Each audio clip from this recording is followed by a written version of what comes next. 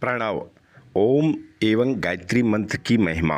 ओम भूर्भुवः स्वः तत्सवितुर्वरेण्यं भर्गो देवस्य धीमहि धियो यो नः प्रचोदयात्। ओम भूर्भुवः भुवः। इस सृष्टि का सृजन प्राण से हुआ है। प्राण के स्पंद से ही महातत्व में विषमता होने के फलस्वरूप पर ब्रह्म द्वारा सृष्टि का सृजन किया गया है।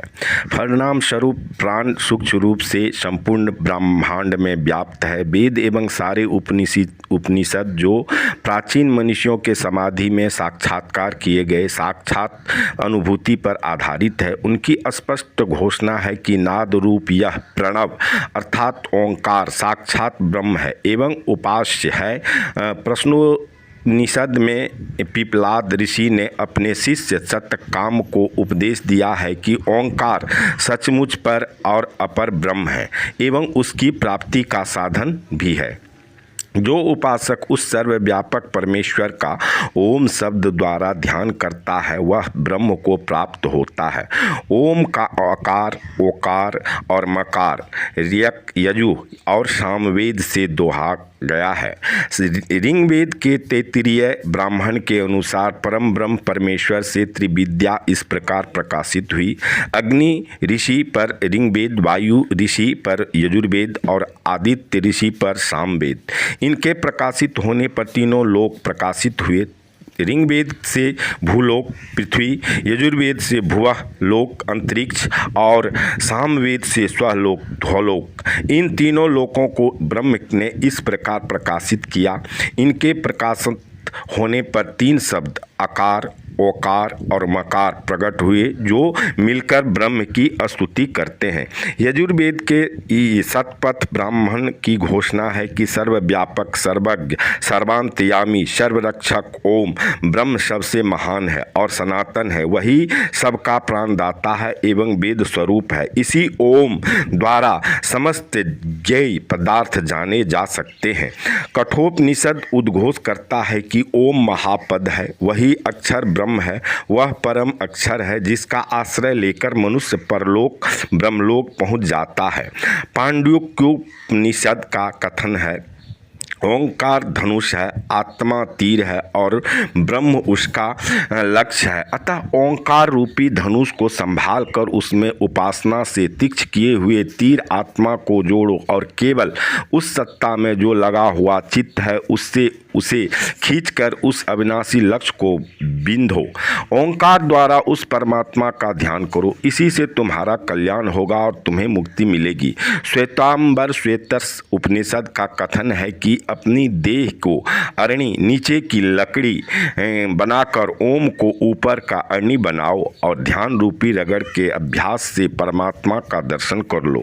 छंदोग्न उपनिषद का कथन है वह साधक जब उसे ब्रह्मलोक को जाना जाता होता है जिसे अपने उपासना द्वारा जीता है, ओम पर ध्यान जमाता हुआ वहां जाता है। योगीराज पंतजल कहते हैं उस ईश्वर का वाचक प्रणव ओंकार है।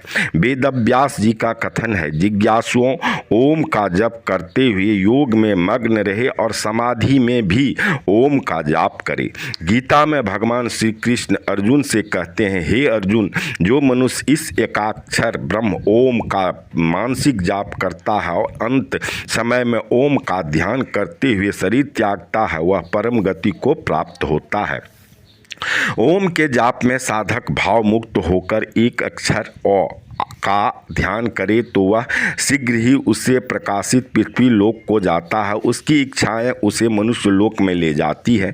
यदि साधक दो मात्रा वाले अर्थात औप जोड़ ओ का ध्यान करे तो वह मन को पहुंचाता है और यजु मंत्र उसे अंतरिक्ष की ओर चंद्रलोक में ले जाते हैं। जो इस तीनों मात्रा वाले ओम अर्थात ओ जोड़ ओ जोड़ ओम रूपी इस पूरे अक्षर द्वारा उस परम ब्रह्म परमेश्वर का ध्यान करता है वह सूर्यलोक को प्राप्त होकर ब्रह्म प्राप्ति करता है। अतः पूर्ण भावना से ओम का मानसिक जाप करते हुए यह भावना करनी चाहिए कि मैं संपूर्ण पृथ्वी आंतरिक एवं धूलोक में व्याप्त हो गया हूँ जो हमारा मूल स्थान है। ओम तीनों व्याहतियाँ भू भुवः और स्वः के साथ गायत्री मंत्र के जाप की अनगिनत महिमा है। ओंकार तथा तीनों व्याहतियों के साथ प्रातः एवं संध्या को गायत्री जाप करने वाले साधक के सभी पाप धुल जाते हैं, उन्हें सभी इच्छित फल मिलते हैं एवं ब्रह्म प्राप्ति होती है। अगर मानस जाप किया जाए तो उसका 1000 गुना फल मिलता है। तत् सवितुर्वरेण्यं भर्गो देवस्य धीमहि।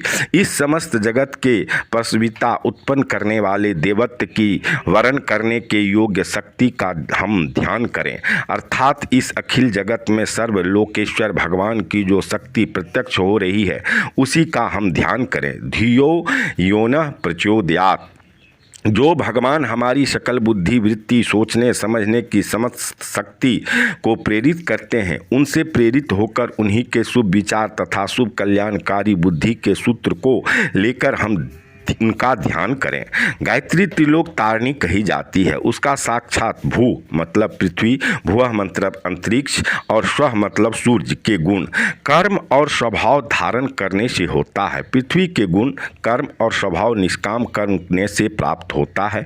अंतरिक्ष के गुण कर्म और स्वभाव भक्ति कर्म करने से प्राप्त होता है। भूलोक के गुण कर्म और स्वभाव ज्ञान प्राप्ति से प्राप्त होता है।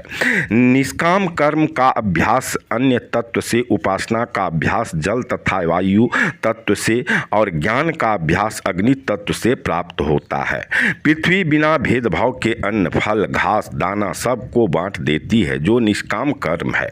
जल का स्वभाव नर्मता तथा वायु की समता है। अग्नि का स्वभाव ऊपर जाना, प्रकाश करना एवं उसकी सेवा में आए सब पदार्थों को समान भाव से बांट देना। इसी प्रकार स्वरूप को जानते हुए गायत्री जाप करने से मुक्ति मिलती है। मनुष्य वास्तव में 5 गांठों विषयों से बंधा होने से आवागमन के चक्कर में पड़ता है। उसकी आंख पर काम की गांठ, जिह्वा पर क्रोध की गांठ, नाक पर लोभ की गांठ, मन पर मोह की गांठ तथा कान पर अहंकार की गांठ रहती है। ओम का जाप अंधकार अहंकार का बंधन, भूर्भुवः स्वः तीनों व्याहतियों का जाप मोह बंधन, तत्सवितुर्वरेण्यं का जाप लोभ का बंधन, भर्गो देवस्य धीमहि का जाप क्रोध का बंधन एवं धियो यो न प्रचोदयात् का जाप काम का बंधन काटता है। गायत्री मंत्र का अर्थ सवितु, जो सब जगत को उत्पन्न करने वाला एवं सकल ईश्वर को देने वाला, देवस्य, जो सबकी आत्माओं को प्रकाश करने वाला एवं सब सुखों का दाता है, उसका वरेण्यम, जो अत्यंत ग्रहण करने के योग्य, भर्गः, शुद्ध विज्ञान स्वरूप है तथा उसको धीमहि, हमको सदा प्रेम भक्ति से निश्चय करके अपनी आत्मा में धारण करें। किस प्रकार की यह जो पूर्वोक्त सविता देव परमेश्वर है, वह न हमारी धिया बुद्धियों को प्रचोदयात् कृपा करके सभी बुरे कर्मों से अलग करके सदा सर्वदा उत्तम कार्यों में प्रवृत्त करें। गायत्री मंत्र में ओम प्रणव है, भूर्भुवः स्वः तीनों व्याहतियाँ हैं और तत्सवितुर्वरेण्यं भर्गो देवस्य धीमहि धियो यो नः प्रचोदयात् त्रिपाद है। प्रणव व्याहतियों तथा त्रिपाद युक्त गायत्री को त्रियक कहते हैं, जो ब्रह्ममुख और अर्थात ब्रह्म प्राप्ति का द्वार है। सूर्यामुख होकर 8000 गायत्री का मानसिक जाप करने से सभी पापों का क्षय हो जाता है। जाप वाचिक उपांशु और मानसिक होता है। एक मानसिक जाप से 10 उपांशु तथा 1000 वाचिक जाप का फल प्राप्त होता है। तीव्रता से जाप करने से नाड़ियों का विकास होता है। धीरे धीरे जाप करने और सुनने से मन पर प्रभाव पड़ता है। वाचिक जाप का नाम गायत्री है, वह वाणी को तीव्र और शुद्ध करती है। मानसिक जाप का नाम सावित्री है, यह मन को पवित्र और शुद्ध करती है तथा इसकी रक्षा करती है। आत्मिक ध्यान जाप का नाम सरस्वती है, यह आत्मा का कल्याण करती है और सभी मलों का क्षय करती है, जिससे कुंडली के जागृत होकर सुषुम्ना मार्ग से सहस्त्रार गार गमन का पथ सुगम होता है। गायत्री मंत्र के भर्गः के स्वरूप को जानकर ध्यान करने से उसके ब्रह्म तेज का प्रकाश सदा मस्तक पर पड़ते रहते हैं, जो उसके सभी आंतरिक मलों का तो क्षय करता ही है, वरन बाहर का कोई अशुद्ध परमाणु जो श्वास के साथ अंदर आता है भर्गः के तेज से स्वयं नष्ट हो जाता है। मानव शरीर ब्रह्मांड का ही लघु रूप होने के कारण गायत्री मंत्र के एक एक शब्द का मनुष्य की नस नस से संबंध है। प्रभु की समस्त दिव्य शक्तियां जैसे कि ब्रह्मांड में फैली है, उसी प्रकार इस शरीर में विद्वान है। भर्गः 33 प्रकार की शक्तियों को प्रकट करता है। इस प्रकार गायत्री मंत्र में अनंत शक्ति का भंडार छिपा है। आवश्यकता है श्रद्धा और विश्वास के साथ जाप की। गायत्री के 24 अक्षरों को जहां ब्रह्मांड के 11 रुद्रों, 8 वसुओं तथा 5 नक्षत्रों, 24 देवताओं अर्थात प्रभु की दिव्य शक्तियों के साथ मिलाया गया है, उसी प्रकार सूर्य मंडल के 7 नक्षत्रों का मनुष्य के मस्तिष्क के साथ निम्न संबंध है। सूर्य प्राण, गर्मी और जीवन, चंद्र जल, अमृत तथा प्राकृतिक शक्ति का, मंगल शारीरिक शक्ति का, बुध बुद्धि का, बृहस्पति विद्या एवं बल का, शुक्र वीर्य एवं तेज का तथा शनि विध्वंस की शक्तियों का केंद्र है। गायत्री में 12 जोड़े हैं जो भिन्न भिन्न शक्तियों के केंद्र हैं। गायत्री का साधक अपने अंदर जिस कमी का अनुभव करता है, अपनी शक्ति और ध्यान को उसी पर लगाकर उसकी वृत्ति को ऊपर के लोकों में ले जाकर अर्थात उससे वृत्ति द्वारा संबंध स्थापित कर उस कमी को पूरा कर सकता है एवं उसकी पूर्ण शक्ति ले सकता है। अर्थात वेद का स्पष्ट उद्घोष है, ओम अस्तुता मया वरदा वेद माता